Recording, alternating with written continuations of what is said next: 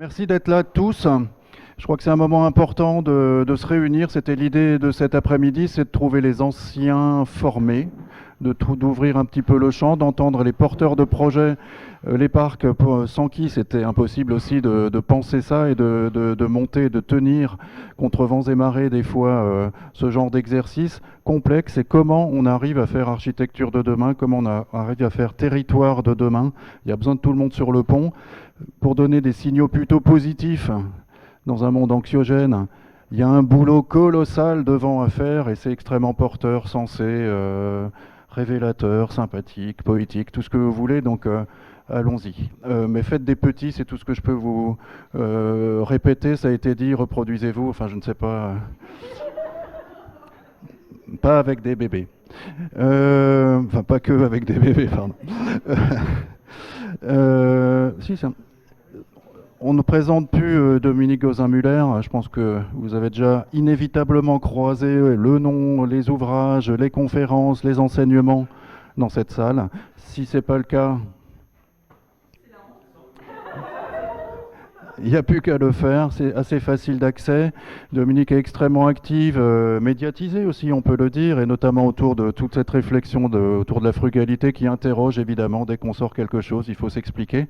Et en tout cas, toute une carrière dédiée à ça, bah, ça ne s'explique pas en 5 minutes, mais peut-être en 2 heures cet après-midi, et faire le lien entre l'exercice d'éco-rénovation, la frugalité et puis la marche du monde. Bah, il faudra que tu nous expliques ça très bien. Merci Dominique en tout cas d'avoir accepté d'intervenir aujourd'hui. Merci beaucoup François.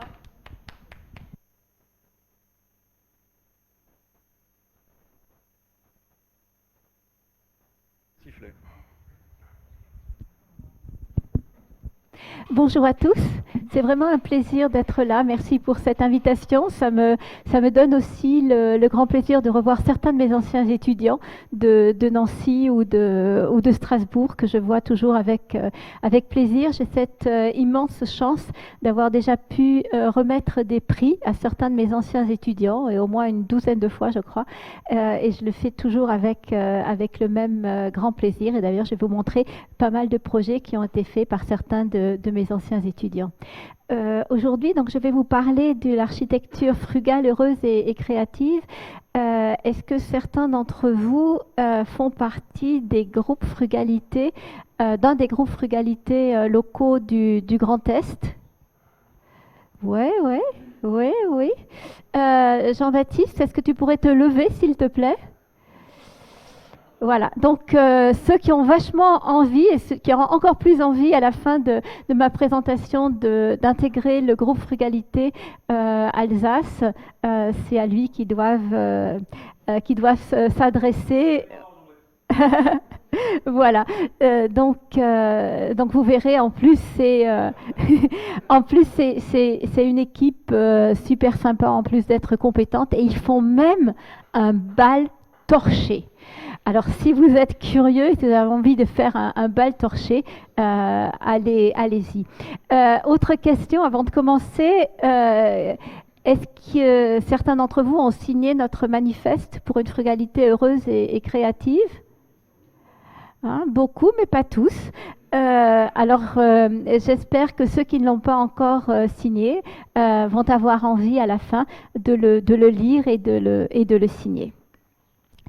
J'ai choisi cette photo qui m'a été envoyée par Jérémy Ronqui, et que j'ai trouvée mais vraiment magnifique. Donc on voit aussi tout ce que l'on peut faire avec du patrimoine. Vous avez déjà entendu parler sans doute du jour du dépassement. Cette année, c'était le 28 juillet. Ça veut dire que le 28 juillet, l'humanité a dépensé l'ensemble des ressources que la Terre peut régénérer en un an. Et ça, c'est pour l'ensemble de la Terre. Et vous savez bien que dans les pays occidentaux, on consomme l'équivalent de entre 4, 5 et 7 planètes pour les États-Unis, alors qu'il y a encore aujourd'hui beaucoup de pays de nations qui ont une empreinte écologique quasiment nulle. Et une des raisons, il y a beaucoup de raisons pour mon engagement, mais une des raisons, c'est que la première nation qui va disparaître de la surface du globe, ce sont les îles Tuvalu, et que les îles Tuvalu, leur empreinte écologique, elle est quasiment zéro. Et ça, ça me pose vraiment beaucoup de questions. Les chiffres varient un petit peu. Là, c'est des chiffres qui m'ont été donnés par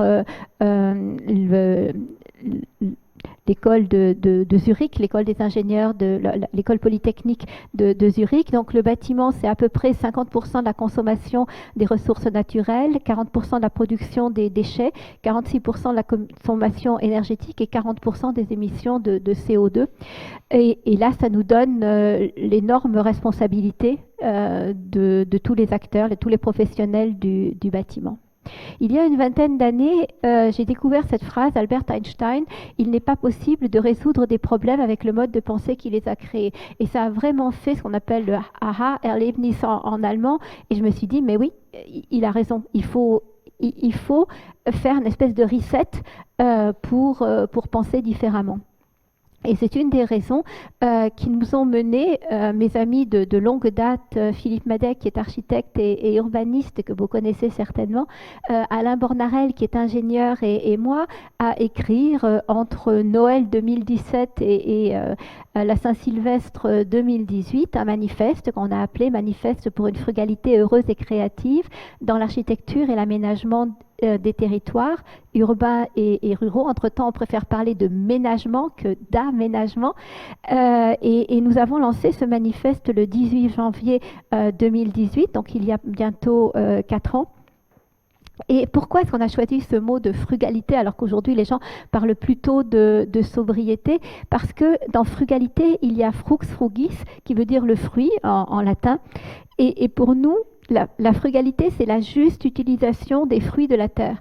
Mes grands-parents étaient agriculteurs à Goncourt, dans une petite ville de Haute-Marne, donc en Lorraine, et j'ai vraiment dans les gènes, quelque part, cette idée que quand on a des récoltes, eh bien, il faut en mettre une partie de côté pour continuer. Et aujourd'hui, vous avez vu le jour du dépassement, on a complètement oublié cette idée, et je pense qu'il faut vraiment revenir tout simplement à ce bon sens paysan. Alors je ne dis pas que tout était mieux au début du XXe siècle, mais je pense qu'en tout cas il y a des valeurs qu'il faudrait absolument retrouver. Donc frugalité, c'est aussi sobriété, simplicité, humilité, modestie, et pour nous cette frugalité, elle est heureuse parce qu'elle est basée sur un élan généreux envers les autres, et aussi créative parce qu'elle nous oblige à prendre d'autres chemins, à faire des pas de côté, à sortir de notre zone de confort.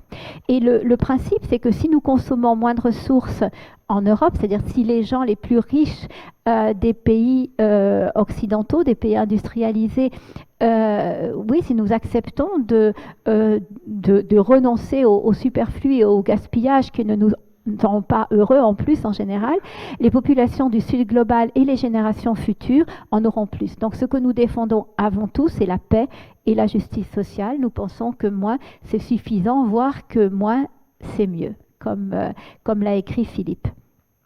Alors, en presque 4 ans, nous avons eu 15 300 signatures de 90 pays, ce qui était totalement inimaginable, totalement inespéré quand nous avons écrit notre manifeste.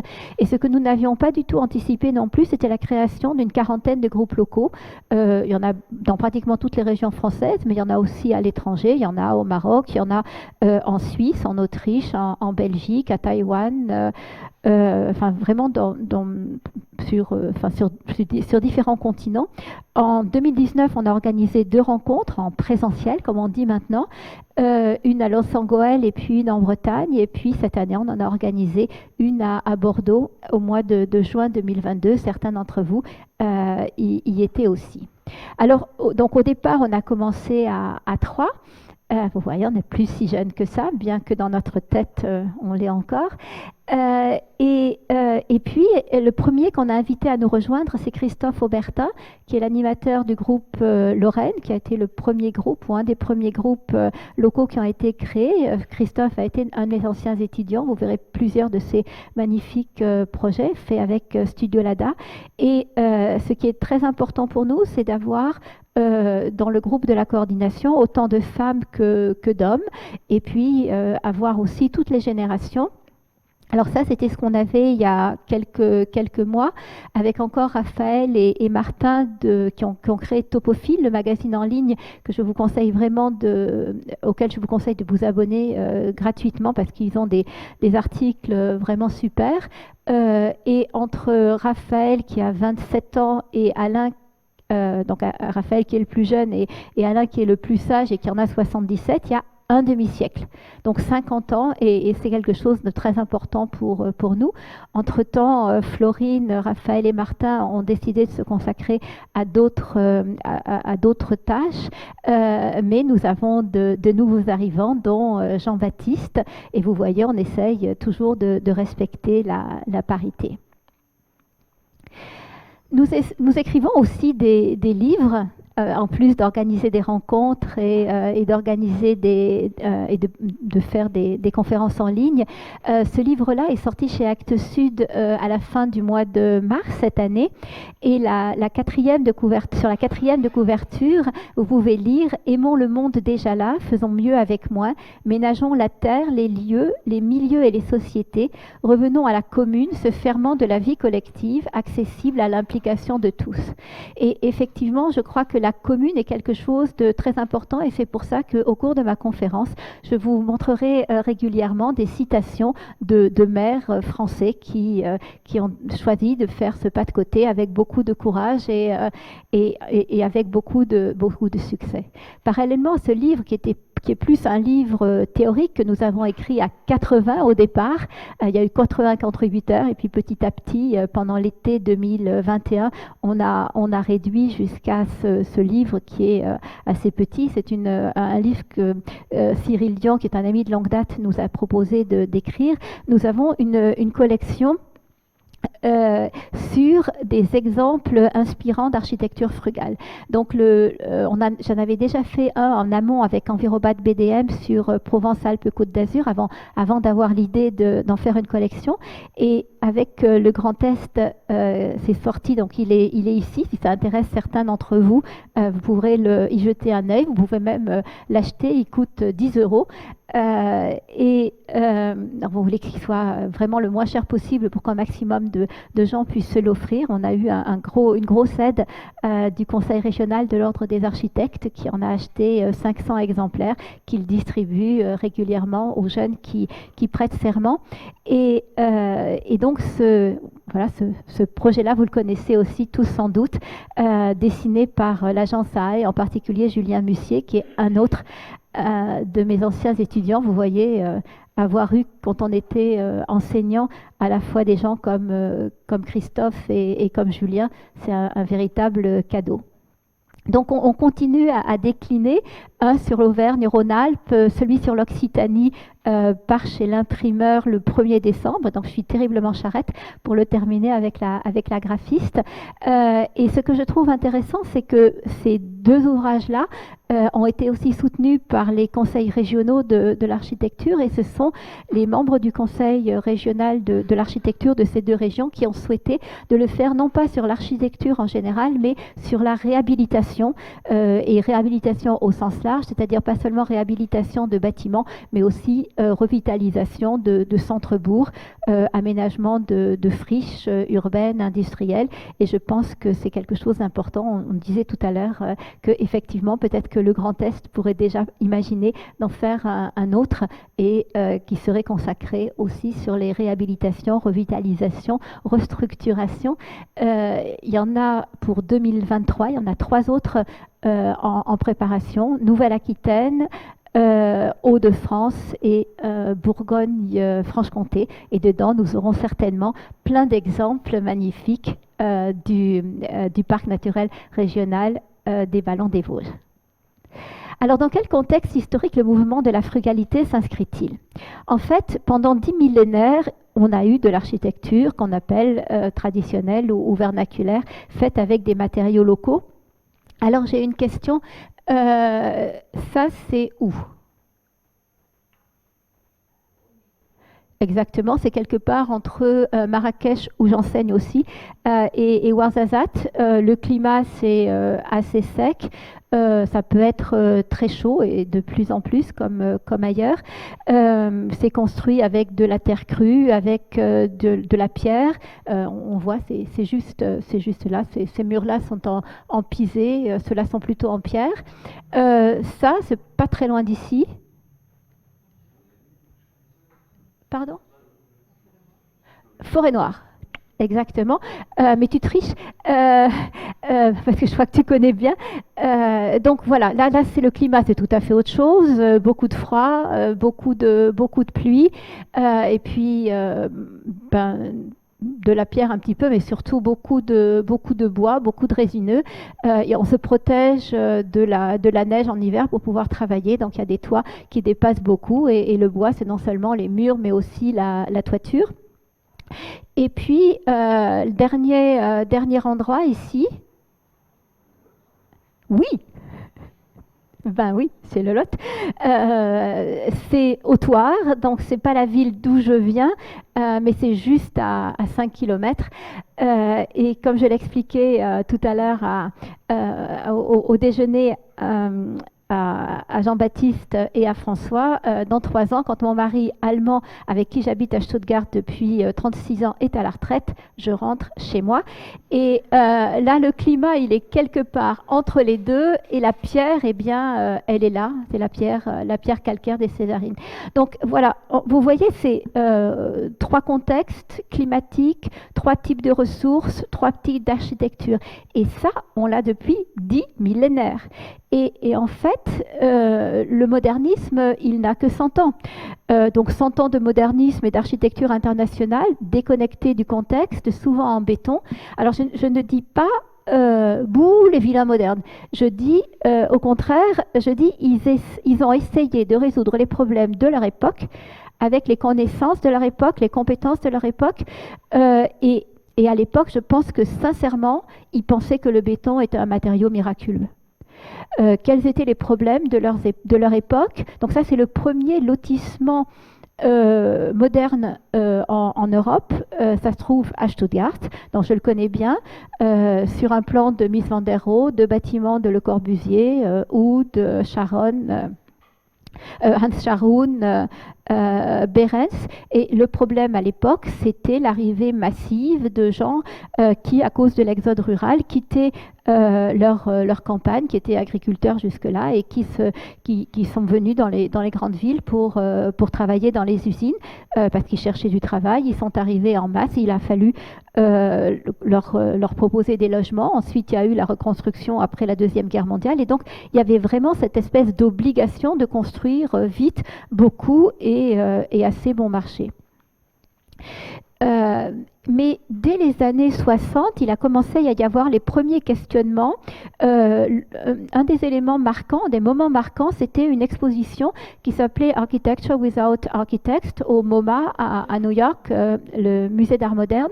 Une exposition de Bernard Rudowski. Ce qui est intéressant, c'est qu'il faut imaginer que les modernes ont vraiment fait table rase de l'architecture traditionnelle, à part quelques-uns comme Alvar Aalto.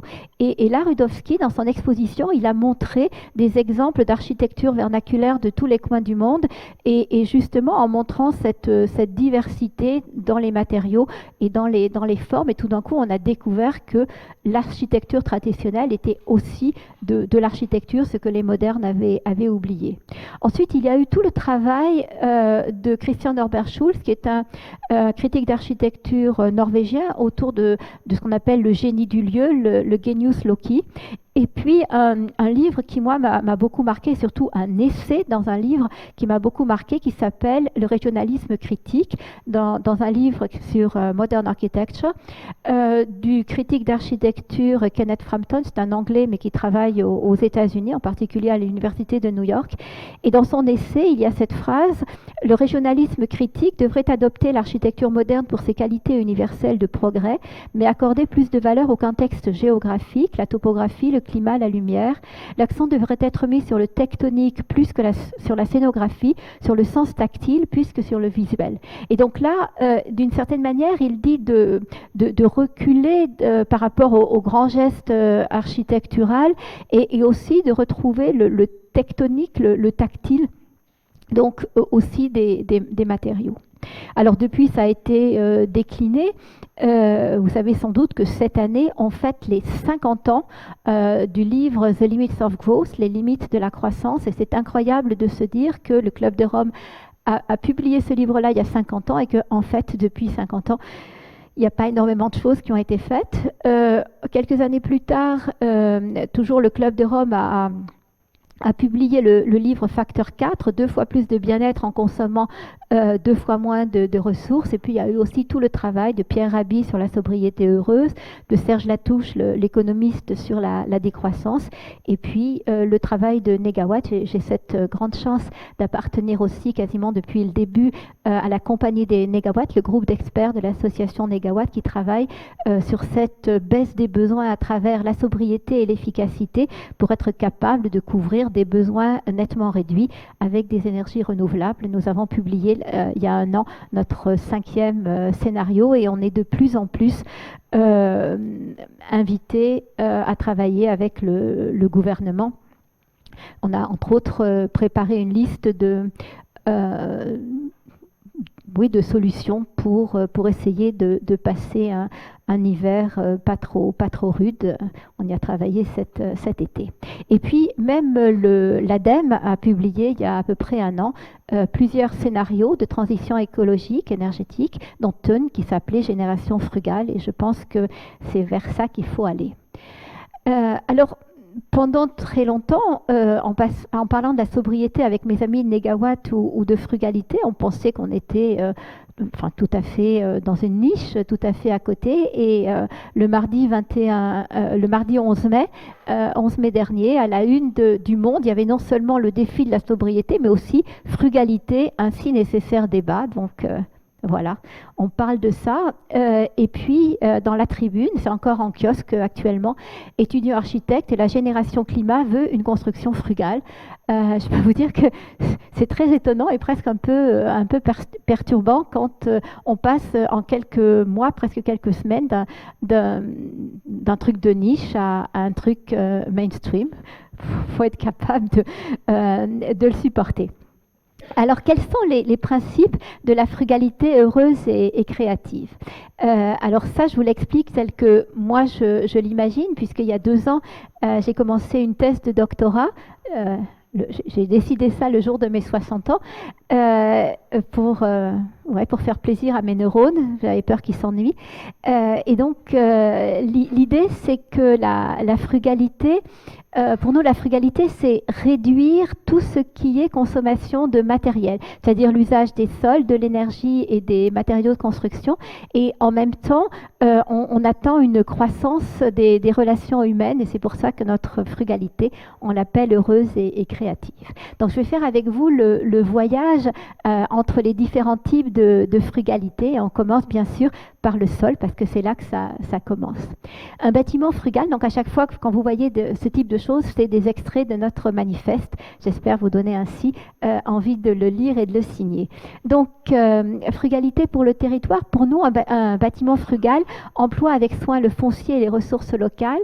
Il respecte l'air, les sols, les eaux, la biodiversité. Mais au-delà de ça, il est aussi généreux envers son territoire et attentif à ses habitants. C'est de ça qu'on parlait aussi ce matin pendant le jury, où je disais, mais oui, peut-être que ce projet-là, eh bien, il peut aussi apporter quelque chose, partager des locaux quand on a un bâtiment très grand ou autre, ou permettre aussi ou favoriser la création d'une filière de matériaux alternatifs. Je vous ai dit qu'en 2019, on avait organisé deux rencontres et bien des ateliers. À chaque fois, ça dure à peu près 2 à 3 ans. Et à chaque fois, pendant ces rencontres, il y a eu cette question qui est ressortie. Faut-il encore construire? Alors, dans une école d'architecture et d'ingénieur du bâtiment, ça peut paraître un peu étrange de poser cette question, mais je pense que il faut éviter de construire à tes souhaits, il faut éviter de construire du neuf, mais construire, transformer l'existant, ça, oui, je pense que c'est quelque chose de très important. Alors, j'ai la chance que Christine Lecomte, la nouvelle présidente de l'Ordre national des architectes français, soit une amie depuis déjà de nombreuses années. Et elle a publié un livre que vous avez peut-être vu sur réparer la ville. Et j'aime beaucoup cette phrase. Réparer la ville, c'est contribuer à sa magie. Et c'est une phrase que j'ai vraiment ressentie quand j'étais à Hong Kong. Alors oui, je prends l'avion très, très, très, très rarement. Et pas dans les 4 ou 5 dernières années, mais c'est un des derniers grands voyages que j'ai fait. Mais une exposition que j'avais faite sur le Terra Award a été inaugurée à Hong Kong et on m'a demandé a été présentée à Hong Kong. On m'a demandé de venir l'inaugurer et de faire des conférences à l'université. Donc j'ai accepté. Et là, tout d'un coup, dans cette ville qui est pleine de gratte-ciel où il n'y a quasiment pas de verre, où tout est très, il y a des tapis roulants, des escalators un peu partout, se retrouver dans cet ensemble-là un peu préservé, même si c'était un ensemble colonial, ça fait quand même plaisir de se retrouver à une échelle un peu plus humaine.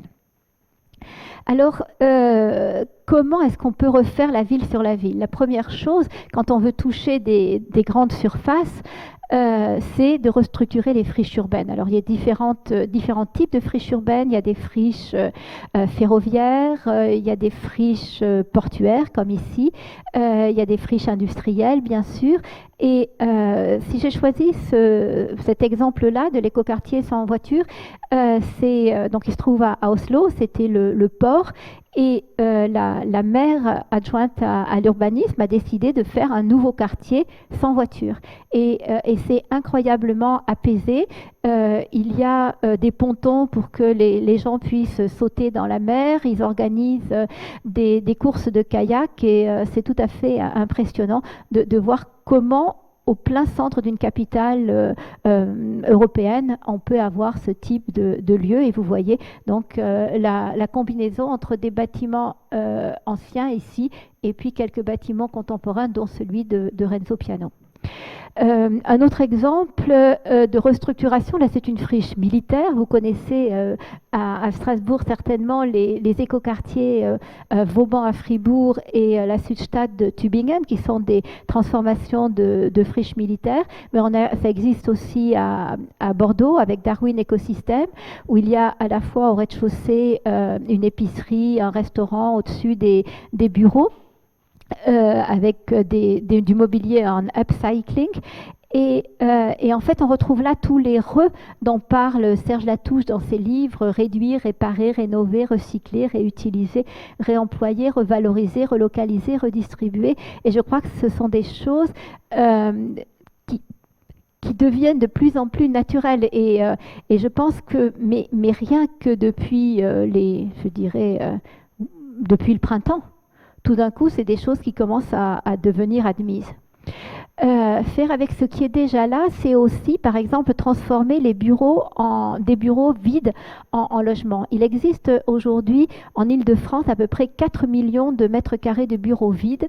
Avant le Covid, c'était déjà à peu près 3,3 millions, je crois. Donc, le Covid a un peu changé, mais pas complètement. Et on a à peu près le même besoin de logements. Donc, je pense qu'il y a vraiment un énorme potentiel. Je trouve que ce projet-là est une bonne proposition où des petits balcons ont été proposés derrière la grande façade.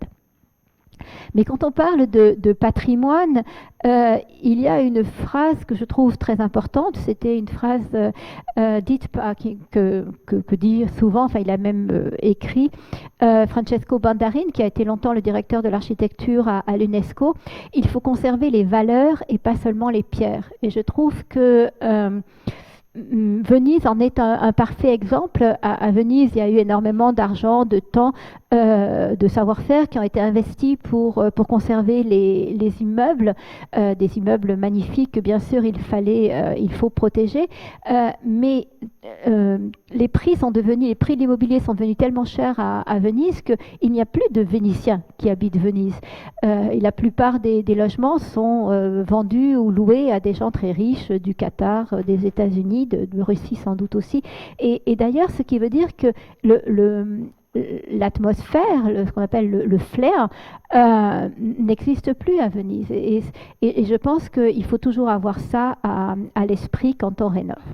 Alors on va maintenant, après ce tour d'horizon de principes qui me tiennent beaucoup à cœur, parce que ce que je partage avec vous, c'est des réflexions que je fais depuis une quarantaine d'années, puisqu'il y a maintenant une quarantaine d'années que je réfléchis sur ces sujets-là. D'abord l'architecture en bois, après l'architecture écologique, l'urbanisme écologique, l'architecture en terre crue, l'architecture en paille. Donc le spectre s'est de plus en plus élargi et j'avais envie de vous présenter aujourd'hui des exemples essentiellement français, dont à peu près la moitié dans le Grand Est. Reconversion de la filature de Ronchamp, ça a déjà été évoqué tout à l'heure. C'est Jérémy qui m'a envoyé les exemples du parc naturel régional des Ballons des Vosges et c'est vraiment un projet que je trouve très, très intéressant avec aussi tout ce poids émotionnel qu'il y a dans ce type de bâtiment. Et d'ailleurs, effectivement, tu expliquais qu'il y avait eu ces échanges avec les gens qui ont vécu, qui ont travaillé dedans. Et je pense que c'est aussi une histoire de récit. Quand on démolit des bâtiments, quelque part, on démolit aussi une partie des émotions des gens qui ont vécu dans des bâtiments ou qui ont travaillé dans ces bâtiments. Et c'est un des problèmes aussi avec la destruction des grandes barres de l'ancienne DDR après la chute du mur de Berlin. Quand tous ces... des milliers de barres ont été détruites et les gens, quelque part, c'était non seulement leur logement, mais leur vie, leurs souvenirs qui ont été détruits en même temps. Donc, dans cette ancienne filature de Ronchamp, accueil d'entreprise, gymnase, salle d'exposition, locaux de répétition pour musique, musique actuelle, Fab Lab, brasserie, halle couverte. Et on voit bien à quel point ça peut vivre et on voit bien aussi toute la qualité de cette architecture industrielle. Là, Bruno et Alma vont reconnaître ça puisque c'est là que vous travaillez. Et donc, cet extrait du texte que m'a envoyé Jérémy, la reconversion s'appuie uniquement sur l'existant avec une démarche de simplicité et d'économie. Bon, il n'a pas dit frugalité, mais la prochaine fois, ce sera frugalité. De nombreux matériaux issus de la déconstruction ont été réemployés. Et effectivement, là, on voit bien que dans le projet précédent, il y avait une grande unité dans l'architecture, dans le matériau aussi utilisé, alors que là, c'est plus disparate, mais on voit bien de quelle manière ça peut vivre aussi. La transformation d'un site industriel textile qui a évolué sur 2 siècles en site à vocation multiple. Ici, je crois qu'il y a même des logements. Et ça, c'est un projet qui se trouve... dans notre livre. Et j'ai bien aimé les échanges qu'on a eus avec Aurélie quand on cherchait des projets pour le livre. Et ce qui m'a complètement convaincue de prendre ce projet-là, c'est que, alors je ne sais plus si c'est toi ou Rita, enfin quelqu'un de l'équipe m'a dit, on nous a proposé de faire un bâtiment neuf, mais on a préféré rénover. Et c'est une démarche assez rare, parce que c'est plus simple de faire du neuf quelque part. Mais c'est vrai qu'il y a là un charme qu'on ne trouve pas dans un bâtiment neuf en général. Donc, rénovation complète d'un bâtiment classé monument historique, technique traditionnelle et aménagement contemporain. Donc la rénovation du château de la Petite Pierre, des enduits à base de chaux, d'argile et de terre de diatomée. Terre de diatomée, pour ceux qui ne savent pas, c'est une poudre issue de fossiles de microalgues, et on a en particulier à Murat, dans le Massif central. On l'utilise aussi pour filtrer le vin, par exemple, régule l'hygrométrie et apporte une correction thermique innovante de l'enveloppe. Donc il y a eu vraiment sur cette rénovation-là des choses très, très intéressantes, des expérimentations qui ont été utilisées sur d'autres projets. Rénovation de ce château encore, là c'est l'intérieur avec les enduits à la chaux. Je vous ai parlé tout à l'heure de Christophe Aubertin du collectif Studio Lada. Je trouve cette restructuration du cœur de village de Cugnécourt très intéressante parce que là, on est vraiment sur de la micro-architecture, on pourrait dire presque de l'acupuncture urbaine. Et en fait, où Christophe lui parle de rapiessage pour répondre aux besoins et créer une centralité. Donc, ils ont construit à la fois un petit accueil périscolaire, une cour de jeu, une cour de récréation qui sert aussi de place de village, 3 studios pour les étudiants du centre de formation rurale, et tout ça, tout d'un coup, ça crée une centralité autour de l'église. Donc voilà deux images qui montrent la cour et puis le mur qui l'entoure. Dans les Ballons des Vosges, revitalisation du village. Alors, je ne savais pas si on disait le Valtin ou de le Valtin ou du Valtin, vous me direz. Valorisation du bâti ancien sur la commune depuis maintenant une vingtaine d'années, et avec entre autres le travail sur ce qu'on appelle les essis dans les Vosges, c'est-à-dire les Tavaillons. Alors on passe maintenant du nord-est de la France vers l'Occitanie, puisque je vous ai apporté en avant-première des projets qui vont être publiés dans le livre sur les réhabilitations en Occitanie. Ça, c'est une restructuration du cœur d'un village de l'Aveyron, La Rouquette, où ils ont travaillé, ils ont mis en valeur l'eau ça, c'est celui qui entoure ce bâtiment ici. Tout à l'heure, on a vu une vue de l'église. Et on voit bien ici, je trouve, tout ce qu'apporte la présence de l'eau et du végétal pour la revitalisation du centre d'un village.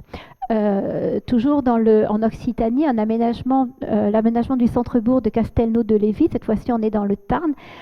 Les architectes, l'agence s'appelle Pour une ville aimable, qui est un très joli nom pour une agence d'architecture. Et vous voyez ce qu'ils ont fait. En fait, il y avait des friches urbaines au-dessus de l'église, et puis ils en ont fait des petits jardins en terrasse. Et c'est un projet qui a été porté entre autres par le maire Robert Gauthier, qui était maire de 2008 à 2020. Et quand je l'ai interviewé pour le livre, il me disait la requalification du patrimoine associée à un programme de remise en état du réseau d'assainissement que l'on voit ici, entre autres pour récupérer les eaux de pluie, a redonné de l'attractivité au logement du centre ancien dont la population a augmenté de plus de 50% en 5 ans. Les propriétaires privés ont pris le relais de nos travaux de réaménagement avec les créations de 25 nouveaux logements. Et donc là, on voit comment tout d'un coup, en fait, tout à l'heure, je vous ai dit que j'avais commencé une thèse sur les moteurs et les freins du déploiement de l'architecture frugale dans les territoires français. Eh bien, l'intuition que j'ai depuis ces 2 ans où je discute, je travaille, je lis, c'est que à la fois le principal moteur et le principal frein, c'est l'humain. Et là, eh bien, il y avait un maire engagé, il y avait une équipe d'architectes engagés, des entrepreneurs qui avaient aussi envie de faire, et tout d'un coup, ça marche.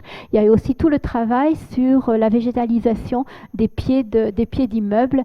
Et alors, je ne vous l'ai pas mise, mais il y a aussi une photo de l'état avant, et je peux vous dire qu'on a beaucoup moins envie de s'y arrêter. Encore une autre image de Castelnau-de-Lévis, et c'est pareil, j'aurais pu vous montrer la photo avant-après, et on voit à quel point ces travaux-là ont changé l'image de ce petit village du Tarn.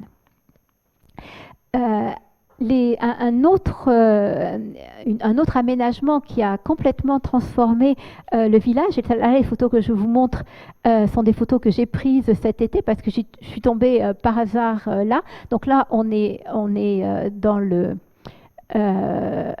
Auvergne-Rhône-Alpes. Non, l'Aveyron, c'est encore l'Occitanie. Non, c'est Auvergne-Rhône-Alpes. Des fois, j'ai un peu de mal. Et donc, vous voyez, ça, c'était l'état avant. Donc, en fait, la place des fêtes, eh ben, c'était une place pour que les voitures se garent. Et voilà ce que c'est devenu. Et alors, vous vous demandez peut-être, qu'est-ce que c'est que ça? Eh bien, en fait, c'est des baliveaux.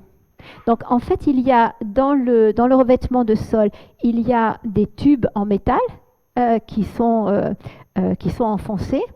Et en temps normal, ils mettent des baliveaux dedans pour que les gens ne puissent pas se garer. Et le jour où ils ont envie de faire une fête, eh bien, à ce moment-là, eh ben, ils enlèvent les baliveaux et la place est libre. C'était une solution que je n'avais encore jamais vue et que j'ai trouvée assez astucieuse. Donc voilà d'autres images de cette place l'été dernier. Je vous remontrerai deux autres projets de cette agence qui s'appelle LCDO. Et ils l'ont fait aussi le long de la route qui mène à cette place. Et là encore, pour éviter que les gens se garent et pour garder une image plus sereine à ce petit village de l'Aubrac. Transformer, revitaliser un centre-bourg ou un village, on peut le faire aussi avec un bâtiment, si c'est un bâtiment qui apporte un service et un commerce. Là, on n'est pas très loin d'ici, en Moselle, à Havricourt, et il y a une ferme qui a été réhabilitée pour y créer une boulangerie.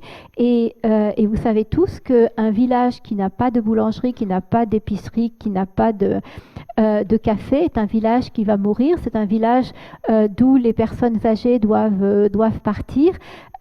Et c'est pour ça que je pense particulièrement important de conserver des commerces de proximité dans les villages. On peut aussi transformer des équipements publics, comme ici la maison communale à Roussy-le-Village par Bagaré-Luron, une agence de Nancy, également très impliquée dans le groupe Frugalité Lorraine. Et là, vous voyez, donc, c'était l'endroit où se garaient les voitures de la poste, les voitures à chevaux de la poste. Donc, c'est pour ça qu'il y a des grandes baies, enfin, des grandes portes comme des portes charretières. Et voilà, les architectes les ont transformées en niches. Avec donc ici de l'acier corten et puis côté intérieur du bois. Et donc je vous ai montré des exemples de restructuration de friches urbaines, d'aménagement d'équipements publics, mais il y a aussi tout le travail sur le logement. On sait que le lotissement est la plaie de la campagne française. Et je trouve que cette photo-là que j'ai prise il y a une quinzaine d'années d'une montgolfière au-dessus, alors que je survolais les châteaux de la Loire, montre tellement bien. Enfin, je veux dire, le monsieur qui dirigeait la montgolfière, quand je lui ai dit que je voulais aller au-dessus de ça, il n'a pas compris, le mec. Il me dit, mais il y a Chambord à côté. Je lui ai dit, ouais, mais on ira voir Chambord après, mais je veux voir ça. Et en fait, mais ça dit tellement de choses. C'est-à-dire qu'ici, vous voyez, ils ont un jardin, certes, mais dans ce jardin, il n'y a pas de potager, il n'y a même pas un arbuste, il n'y a même pas un arbre fruitier. Chacun a sa piscine. Et puis il y a la place pour 2 ou 3 voitures. Ils profitent même pas des ouvertures sur toutes les faces. Mais ça fait tellement pas de sens, je trouve. Je te l'envoie volontiers, la photo. Et voilà quoi. Donc je pense qu'il y a plein d'alternatives. Il y a plein d'alternatives qui permettent de bien vivre. Alors ça, Bruno et Inma reconnaissent, c'est leur maison. Donc si vous avez des questions, après, vous pourrez leur demander ce que c'est que de vivre dans une tiny house de 17 mètres carrés à 3, puisqu'ils ont aussi un bébé. Et je dois dire qu'ils m'ont réconcilié avec les tiny house. Parce que jusqu'à présent, les tiny house que je voyais, c'était des trucs sur roulette assez moches. Et assez moche pour Bobo, enfin bon bref. Et là, leur truc, il fait du sens, quoi. D'abord, ça fait du sens parce que c'est joli. C'est de l'architecture, c'est pas juste une roulotte, c'est de l'architecture. En plus, c'est même pas du neuf, c'est une transformation de l'existant. Et en plus, je trouve qu'ils ont tellement bien joué avec l'arbre qui était là. Et je pense que oui, il faut accepter de se réduire, enfin de réduire la surface, de réduire. Et je pense que là, oui, ils peuvent montrer que c'est agréable de vivre dans moins de surface. Alors, isolation par l'extérieur en laine de bois, Steico pour leur faire de la pub. Voilà, et donc une des manières, c'est de décider de réduire sa surface d'habitation. Une autre possibilité, c'est de faire des surélévations, des extensions de maisons existantes. Ça, c'est un projet de Boris Boucher à Clermont-Ferrand. Boris Boucher, qui est un très bon architecte de Clermont-Ferrand, qui travaille avec avec du bois, mais aussi avec de la terre crue, avec de la pierre. Il a fait un magnifique conservatoire de musique au Pradet en pierre. Voilà l'intérieur, et avec cette idée de laisser aussi des éléments bruts, voilà le mur en pierre, là l'enduit tel qu'il était, et puis de laisser les tuyaux, la tuyauterie en cuivre, donc un minimalisme. Là, c'est les extensions, enfin les reprises structurelles, elles ont été faites en béton brut. Donc ce choix d'utiliser vraiment des matériaux bruts que je trouve assez intéressant, parce que quand c'est bien dessiné, tout d'un coup ça prend un poids, ça prend un sens que l'on n'aurait pas avec des matériaux peut-être plus luxueux, mais pas bien dessinés. Surélévation, un autre exemple de Bagarre et Luron à Nancy, une maison du 19e. Ils ont rajouté un étage. Et là, tout d'un coup, on se dit, ben oui, la famille qui habitait là, ils ont eu un enfant, je ne me rappelle plus exactement l'histoire, mais mettons qu'ils ont eu un enfant de plus, ils auraient pu aller se construire une maison dans un lotissement, mais ils ont mis un étage de plus, et puis ils ont eu la surface dont ils avaient besoin. Et on peut faire ça au niveau du logement, donc sur des maisons, mais bien sûr aussi sur des îlots, comme cette réhabilitation d'un ensemble immobilier au cœur de Joinville, en Haute-Marne.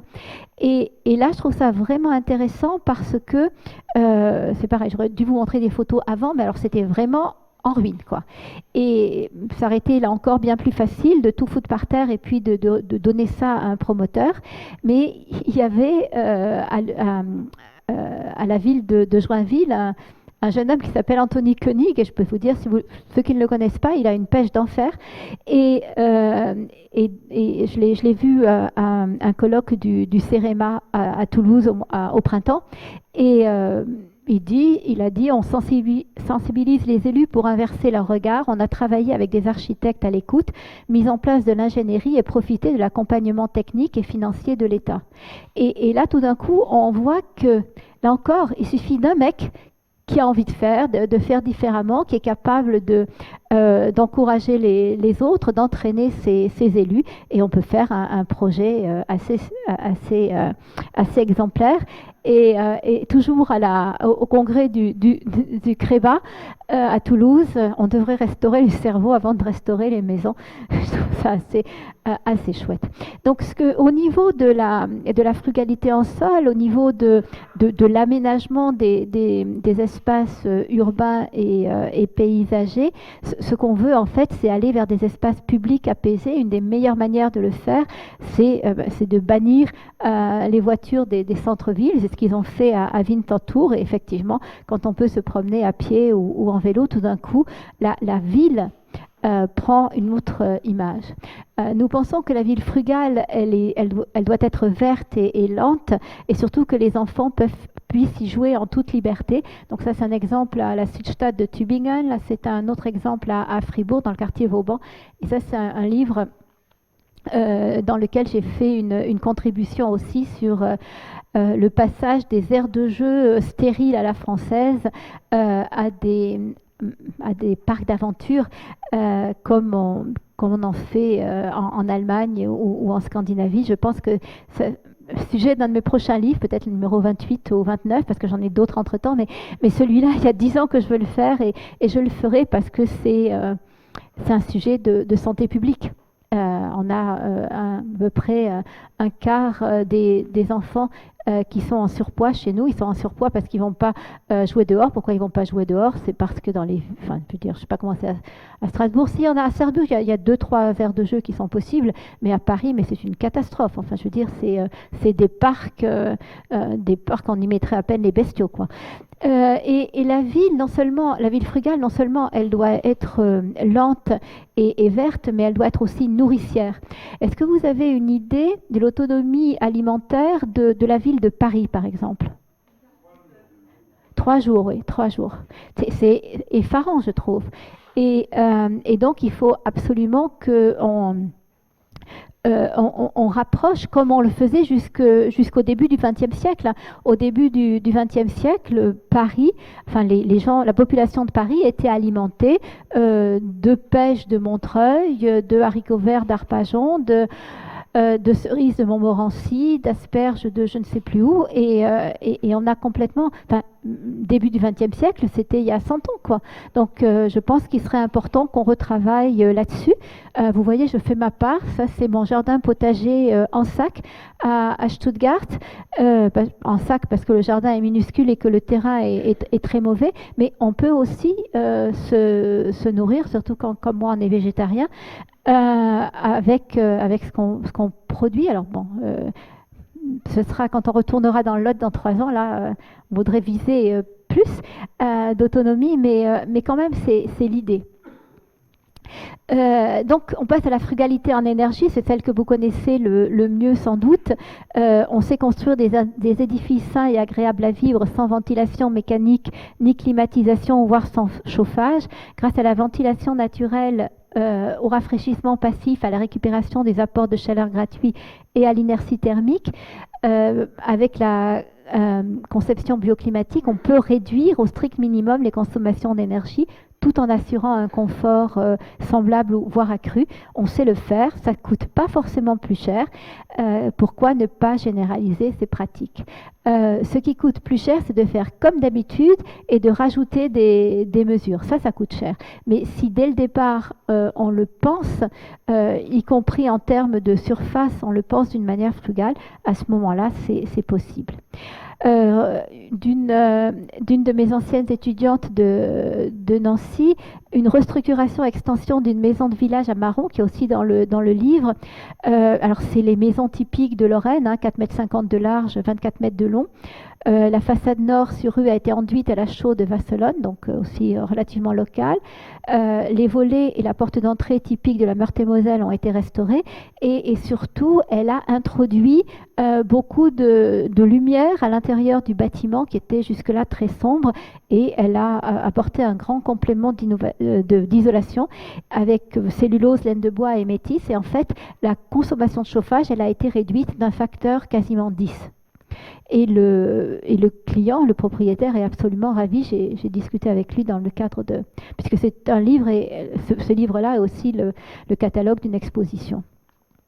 Alors ça, Aurélie va pouvoir nous en parler.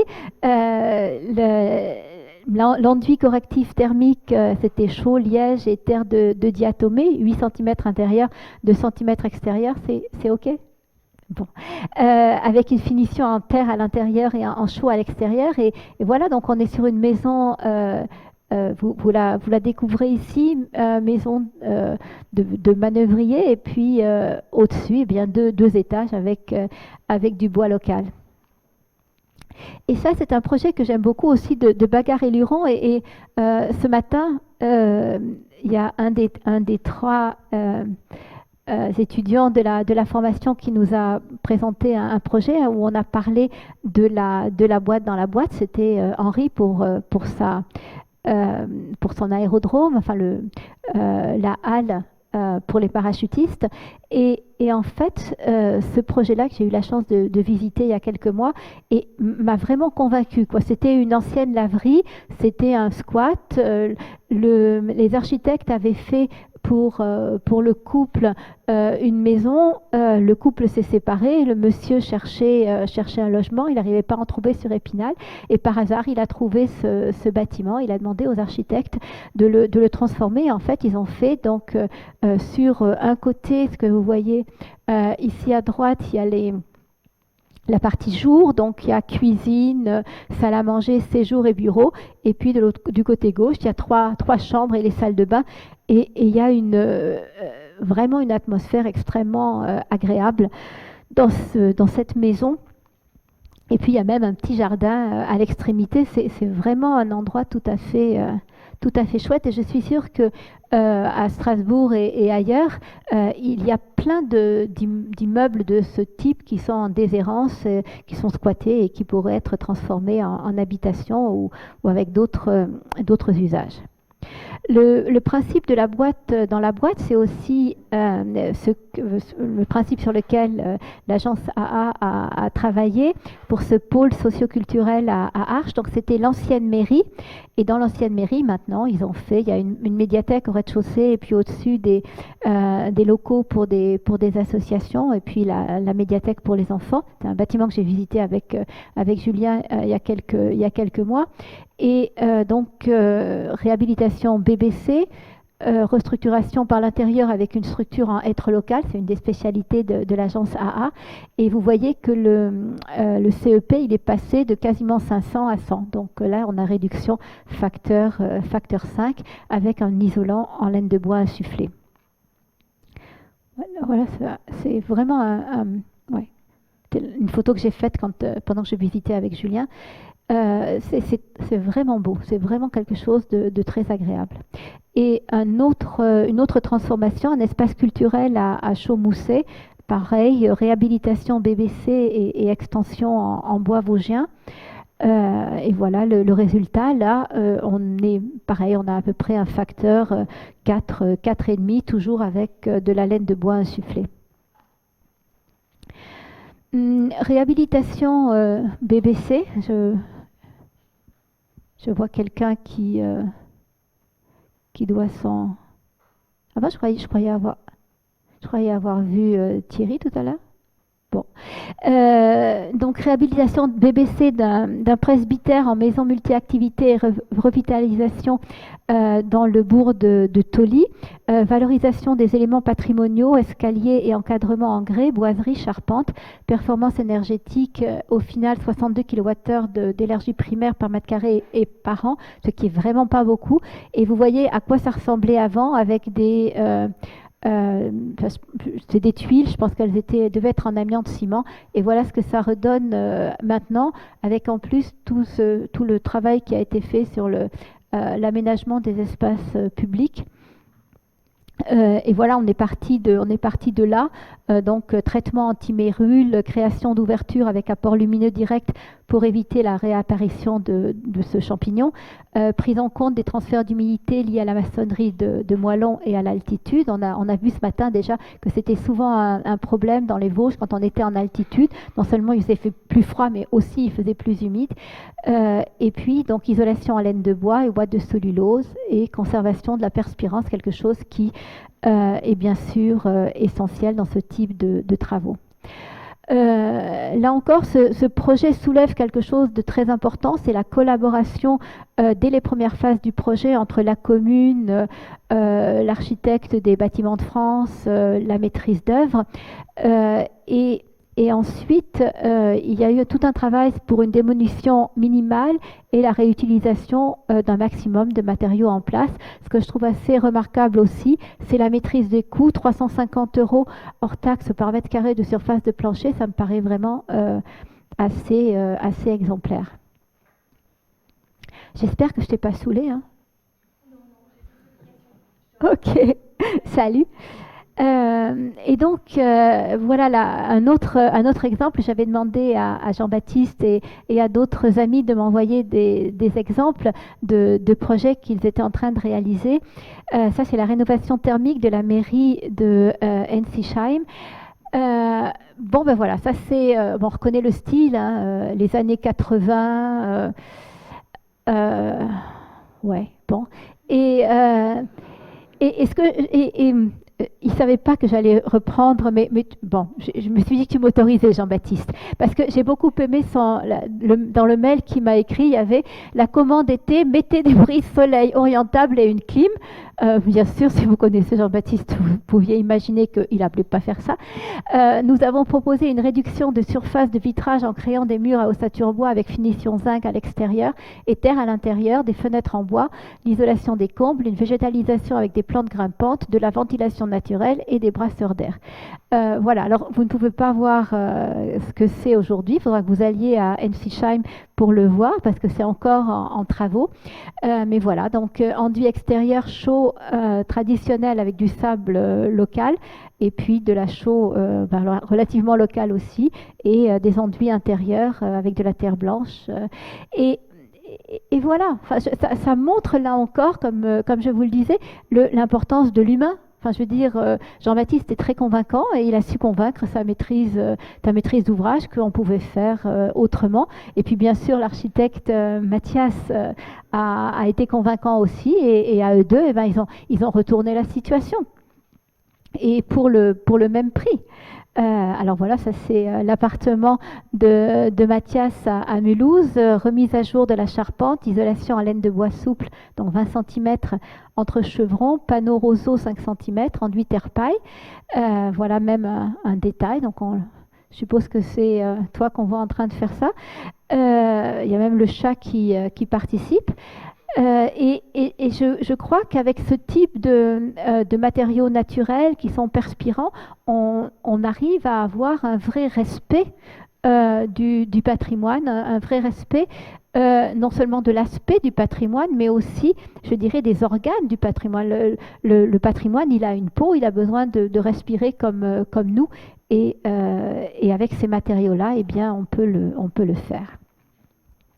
Une autre rénovation du duo Mathias-Jean-Baptiste, qui est un duo qui fonctionne bien, rénovation d'une maison à colombage à Heimsbrunn.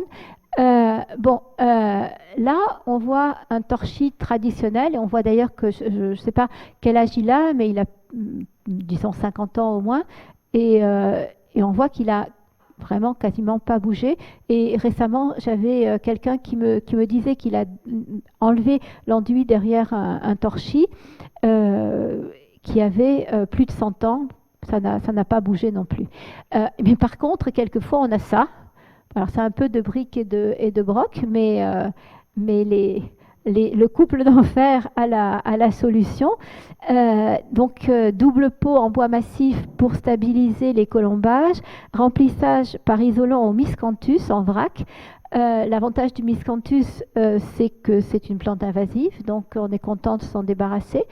Laine de bois dense pour le coffrage, bardage et enduit à la chaux. Et en fait, cette utilisation de plantes invasives dans le bâtiment est quelque chose qu'on le retrouve par exemple aussi au Sénégal. Au Sénégal, il y a une plante qu'on appelle le tifa, c'est une massette un peu comme des roseaux, et ça remplit le fleuve Sénégal, c'est devenu un très gros problème, et il y a des équipes, en particulier Amaco, enfin une équipe avec Amaco et Cratère qui essayent de formuler des panneaux à base d'argile et de tifa pour l'utiliser, quoi, au lieu de le brûler, parce que si on le brûle, eh bien, on crée on a des émissions de CO2. Une opération, là, on repasse dans le sud, à l'Aréole.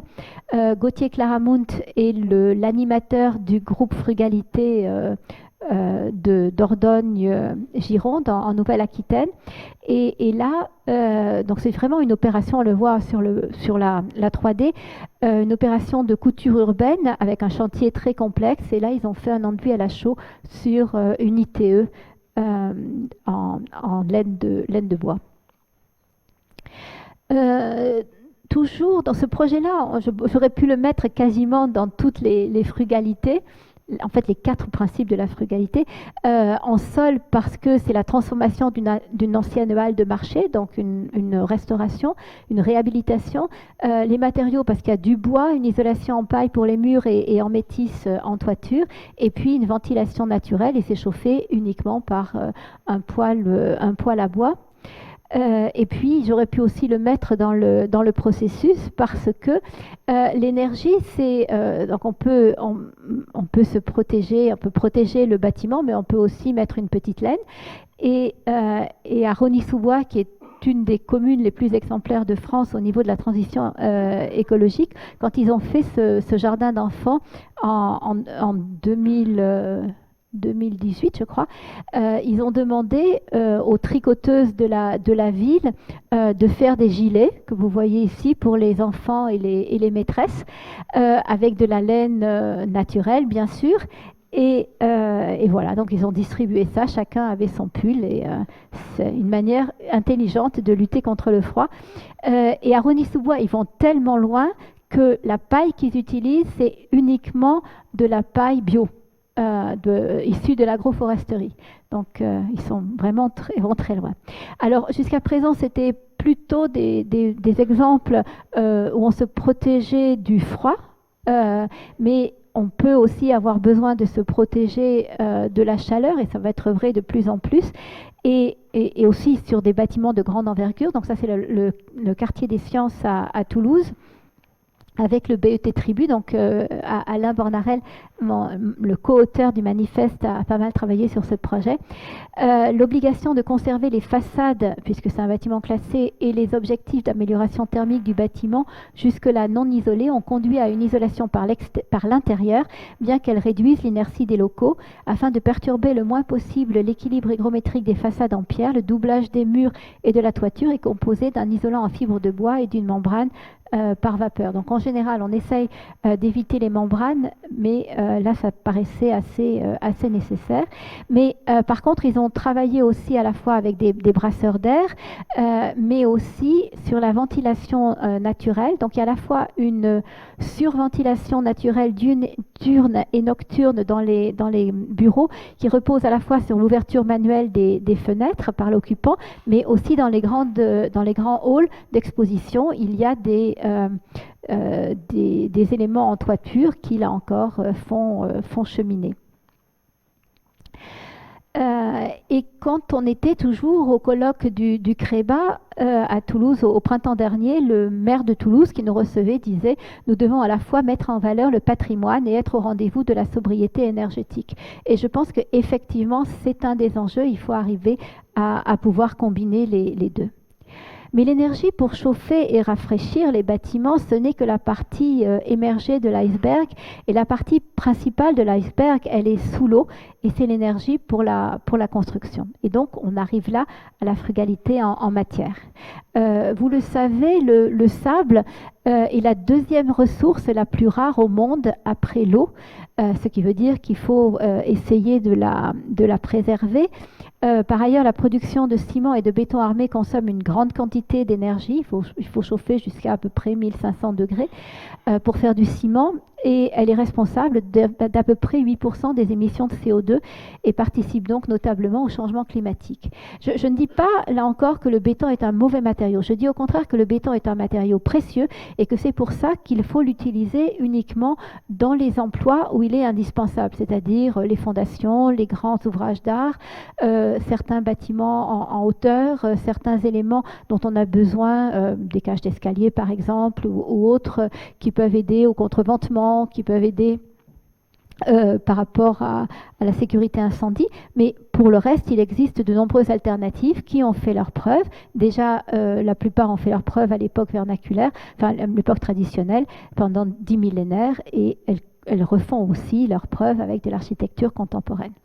Alors, je vous ai dit tout à l'heure que quand on avait besoin d'une nouvelle école, par exemple, il fallait commencer par regarder si on ne pouvait pas transformer un bâtiment existant avec une autre fonction ou la même fonction, c'est-à-dire transformer une école en une autre école plus moderne ou transformer même un autre type de bâtiment en école.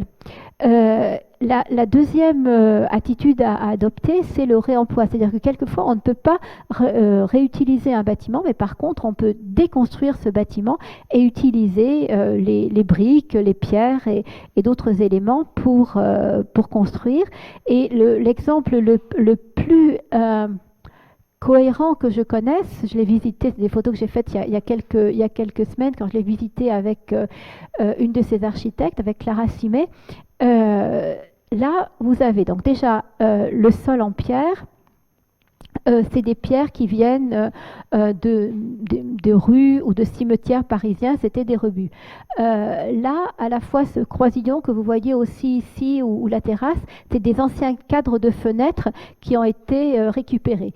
Ça, ce sont des toiles de voiliers. Ça, ce sont des draps, vous savez, comme les draps des grands-mères, et qui ont été réutilisés par des couturières en mettant des galons de temps en temps pour en faire quelque chose d'un peu plus élégant. Là, il y a aussi le plafond, c'est du papier sulfurisé, et ça, c'est, vous savez, les cordes bleues dont on a besoin pour faire de la vara, pour faire et là, elles en ont fait des croisillons. Parce qu'il fallait que cet espace-là soit fermé. Voilà, donc là, on est vraiment dans la frugalité heureuse et créative. Et puis, si vraiment on n'arrive pas ni à réutiliser un bâtiment, ni à réutiliser des éléments d'un ancien bâtiment, eh bien, il nous reste les matériaux biosourcés. Donc, chez nous, c'est plutôt le bois, la paille, le chanvre et le chaume. Et puis, dans les pays du Sud, en particulier en Asie et en Amérique latine, c'est plutôt le bambou. Et vous voyez qu'avec du bambou, on peut faire un gymnase avec une portée d'une quinzaine de mètres. Tout est en bambou, y compris les broches. Et la couverture de ce bâtiment est aussi du bambou. Et puis l'autre possibilité, ce sont les matériaux géosourcés. Quelques exemples de réemploi. Alors, les grands spécialistes, l'agence qui est très spécialisée dans le réemploi, c'est l'agence Encore Heureux, dont vous connaissez certainement plusieurs projets. Ça, c'est la Grande Halle à Colombelles, en Normandie, où là, ils ont à la fois réutilisé le bâtiment, mais aussi à l'intérieur du bâtiment, ils ont réutilisé beaucoup d'éléments, des portes, des radiateurs, des pissotières. Mais là encore, c'est la manière dont on le dessine qui en fait quelque chose de valeur, qui en fait qui en fait quelque chose de beau, je dirais. Donc là encore, il faut regarder les choses avec amour quelque part pour les mettre en œuvre au bon endroit. J'aime beaucoup ce projet qui va être dans notre livre sur l'Occitanie. C'est ceux qui ont fait, vous savez, la place là en Aubrac avec les baliveaux. Donc Jean-Marc Priam et Bastien Allard. Et c'est la maison de Bastien Allard et de sa femme. Et en fait, les matériaux sont essentiellement biosourcés, faiblement transformés ou issus du réemploi. Certains proviennent de la valorisation de sous-produits achetés aussi souvent que possible à des fabricants locaux. Le plancher bois et la toiture froide sont isolés en laine végétale. Et là, vous voyez, eh bien, ça, c'est de la récupération de fenêtres.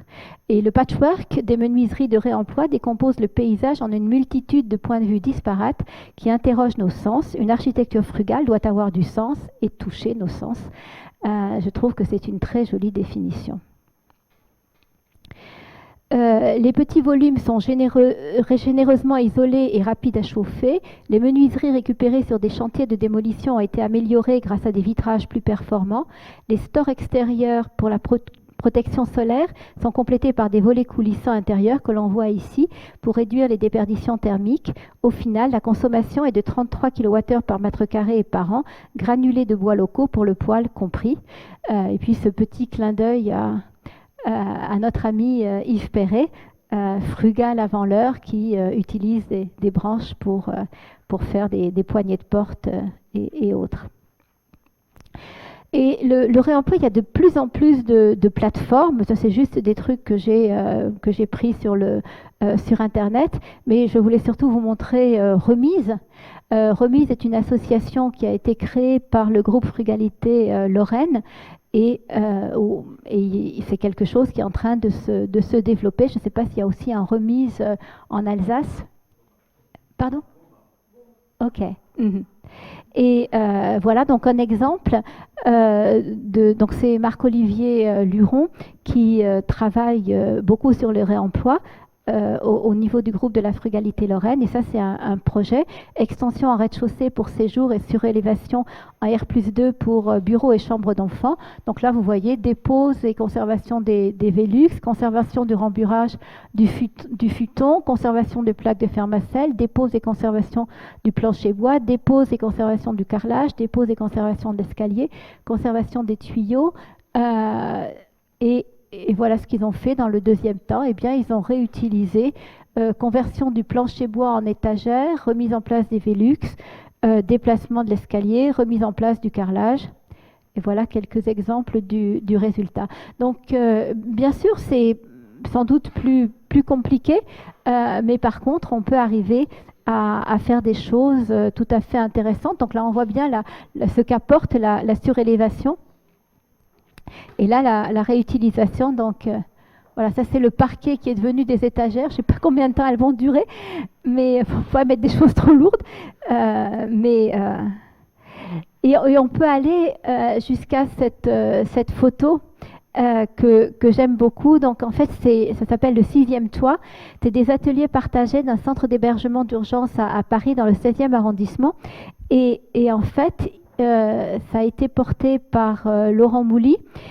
Et Laurent Mouly, au même moment, il avait un projet à une trentaine de kilomètres dans la banlieue parisienne où ils ont déposé un plancher bois. Ils ont réutilisé le bois du plancher pour faire cette structure. Et vous savez sans doute, pour ceux qui font du réemploi, que c'est très difficile de faire accepter par le bureau de contrôle la structure bois. Et donc là, ils ont reproduit avec des palettes les poids tels qu'ils sont prévus par je sais pas si le DTU ou enfin je sais pas quel. Et donc ils sont montés dessus. Et ils disaient que en fait, ça avait été très intéressant parce que en montant dessus comme ça, ils ont bien vu les endroits où il y avait des faiblesses et ça leur a permis d'améliorer les choses. Bruno, je vois que ça te laisse songeur en tant qu'ingénieur bois. Ton prochain projet, tu le fais comme ça.